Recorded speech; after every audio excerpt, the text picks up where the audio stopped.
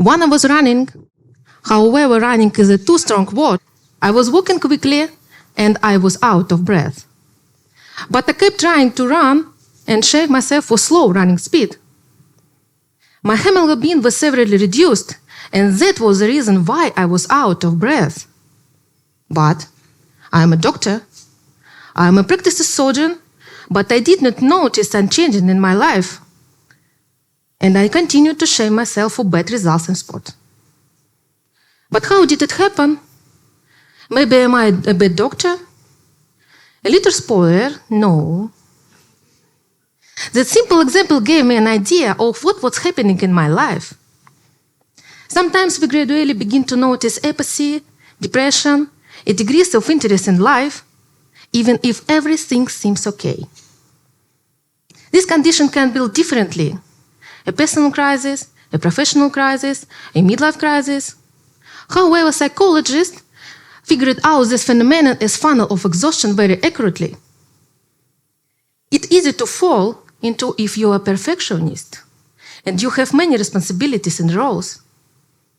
Getting up will be difficult, but possible. So it started slowly. From outside, everything was fine in my life. I had my dream job. I had worked a lot for. My private life was fun and well.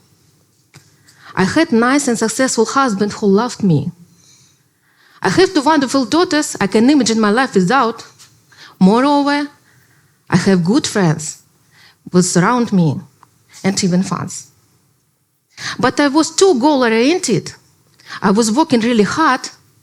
I devoted all my free time to my children, all sorts of extra classes to attend, and there was no room for my hobby, for relax. And look, this is a funnel of exhaustion, and this was the first stage of my funnel of exhaustion on top. I was still at the very top of this unfortunate funnel. I could have easily gotten out of it as quickly, but I did not. As a doctor, I must say that sleep and eating disorders come next, because it's how our body sends us messages that we are not okay in fact. Instead of reading my life in balance, I decided that I simply did not try hard enough. So I took on even more responsibilities and took on one step deeper into the funnel. I had no resources for my marriage, for my beloved husbands. We stopped understanding each other. I kept silent when I desperately needed help. I quitted my job, which took me so much energy, without paying me back any sort of satisfaction. And that isn't the button.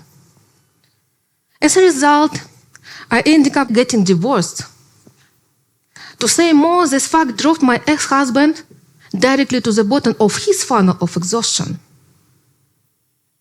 Moreover, when I was at work, I thought I was a bad mother. When I spent time with my kids, I thought I was a bad worker because I could not work like before having kids. That is how you experience feelings of your guilt you totally can't manage. They just come about, look. It seems you're at the bottom.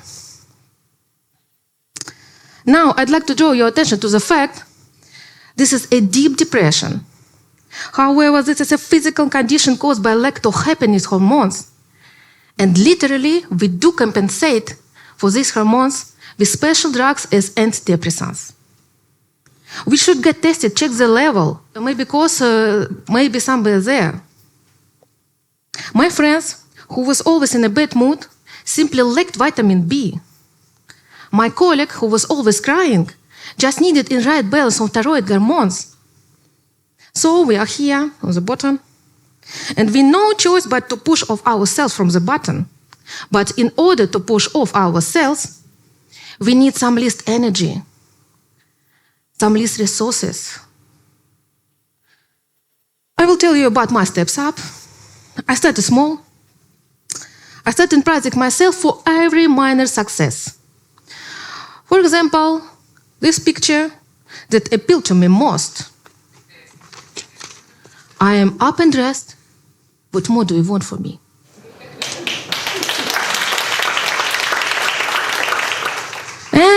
another example I regularly use to take this test. Am I a good mother? Surprisingly, it turned out I was a good mother all the time.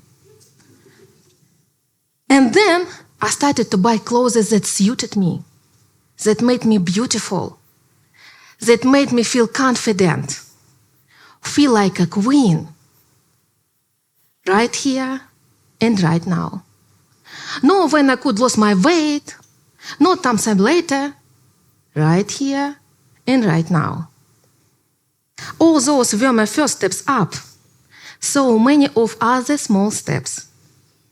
I took it as a rule to please myself with tiny joys, such as having a recharging coffee in a cozy cafe, taking a walk around the park when my children are at school.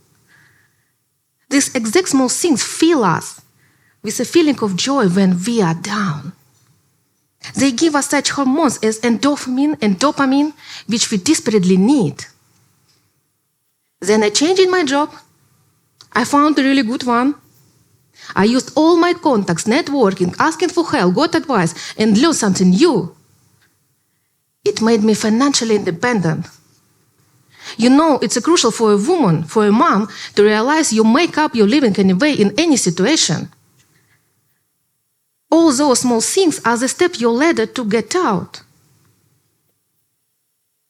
My personal life has gotten back to normal.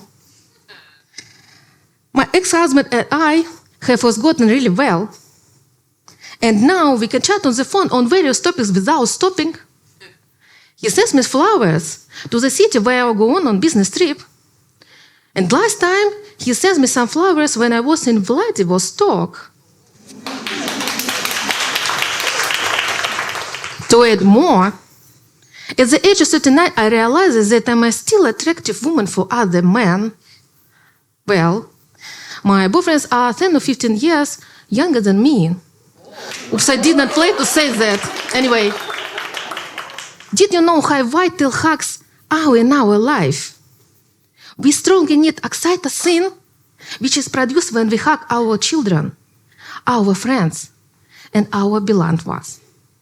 You can hug your neighbor right now and feel how your mood is rapidly improving right now. Do it. Come on. Don't be shy. They don't bite you. Great feelings, right? And if you have regular problems with hugs, then join the bachata classes. I have been doing this for a year, and now I have no problems with hugs and oxytocin. We are our strongest support. We can pull out all from the bottom. Yes, we can. Don't forget regular checkups. Our healthy body isn't handy for us in any scenario.